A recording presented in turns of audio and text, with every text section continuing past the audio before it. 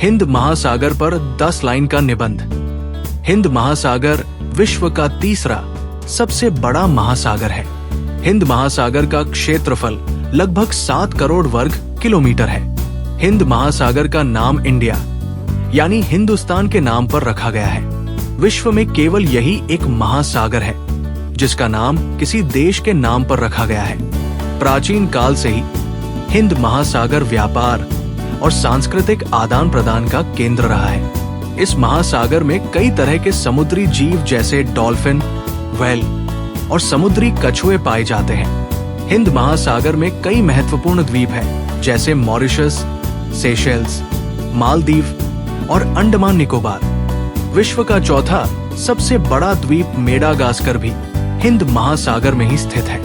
ये महासागर दुनिया भर के सबसे व्यस्त समुद्री मार्गों में से एक है। भारत का अधिकतर समुद्री व्यापार हिंद महासागर के माध्यम से ही होता है। हिंद महासागर में महत्वपूर्ण जलधाराएं जैसे बंगाल की खाड़ी और अंडमान सागर स्थित है। ये समुद्र जलवायु और पर्यावरण में भी महत्वपूर्ण भूमिका निभाता है। हिंद महासागर का प्रभाव भारतीय उपमहाद्वीप की जलवायु पर भी पड़ता है।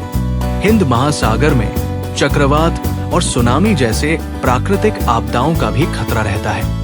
इस महासागर की स्थिति भारत के लिए सामरिक दृष्टि से महत्वपूर्ण है। निष्कर्ष, भारतीय उपमहाद्वीप के लिए हिंद महासागर का महत्व अत्यधिक है क्योंकि ये भारत की सुरक्षा और विकास में महत्वपूर्ण भूमिका निभाता है।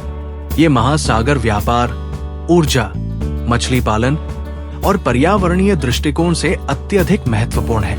इस प्रकार ये महासागर भारत के लिए एक अमूल्य प्राकृतिक संसाधन है।